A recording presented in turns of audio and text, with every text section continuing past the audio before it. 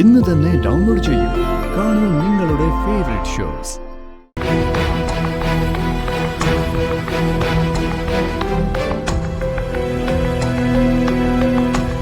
No Jagdish, ആ കുട്ടി അത്തരക്കാരിയല്ല. എനിക്ക് ആ കുട്ടിയെക്കുറിച്ച് നന്നായിട്ട് അറിയാവുന്നതാ. മേഡം ഇത്രയും നല്ല അഭിപ്രായം പറഞ്ഞൊരു കുട്ടിയെക്കുറിച്ച് ഒരു ആക്ഷൻ എടുക്കുന്നതിന് മുമ്പ് മേഡത്തിനോട് ഒന്ന് വിളിച്ചു പറയണമല്ലോ. അതുകൊണ്ടാ. ജഗദീഷ്, ഒരു കാര്യം ചെയ്യാം, അല്പസമയം ഒന്ന് വെയിറ്റ് ചെയ്യാം. ഞാൻ ഇപ്പൊ തന്നെ ഒരാളെ അങ്ങോട്ട് അയക്കാം. Okay madam.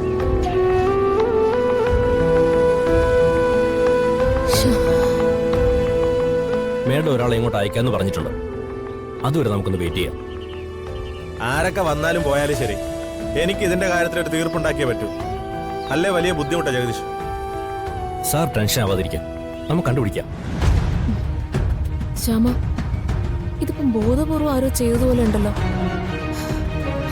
സംശയിക്കാൻ എന്താ എടുത്ത്? അങ്ങനെ അവളോട് പക തീർക്കാൻ ഒരാൾ മാത്രമല്ലേ ആ സെറ്റിലുള്ളൂ. പ്രിയങ്ക മാത്രമല്ലേ അവിടെ ഉള്ളൂ.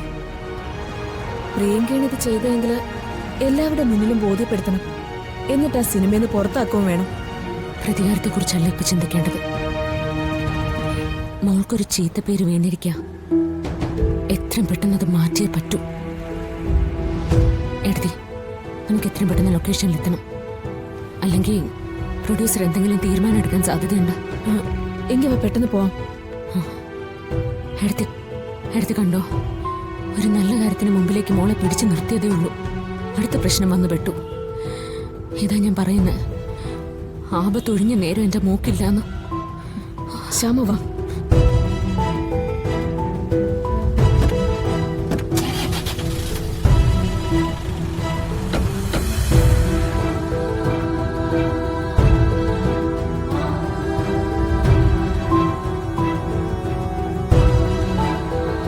ജഗദീഷ്, ഇത് സത്യമാണെങ്കിൽ ഇന്നത്തെ റെക്കോർഡിംഗ് മുടങ്ങുമല്ലോ.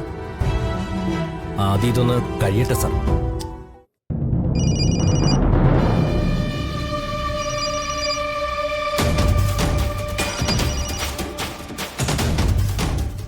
ആ മോളെ. മുത്തശ്ശി, എന്റെ ശത്രുവിനെ ഞാൻ വീഴ്ത്തി മുത്തശ്ശി. ആ എങ്ങനെ?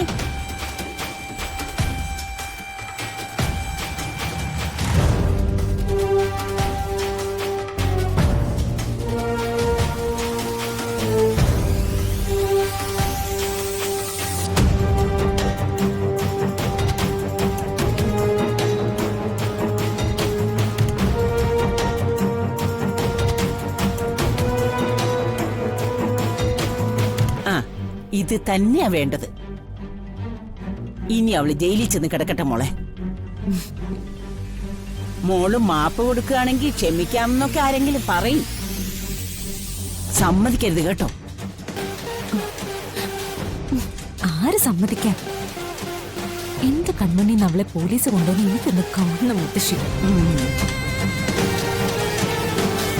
അങ്ങനെ സംഭവിച്ച സോഷ്യൽ മീഡിയ വഴി എന്റെ ഒരു പ്രചരണമുണ്ട്. പിന്നെ രാധയെന്ന് പറഞ്ഞ ഒരുത്തിക്ക് പുറം ലോകം കാണാൻ പറ്റില്ല. എങ്കിലേ മോള് ഫോൺ വെച്ചു.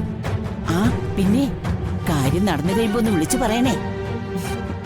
ഞാനല്ലാതെ ആര് വിളിച്ച് പറയാനാ മുത്തശ്ശി? ഞാൻ വിളിക്കാം.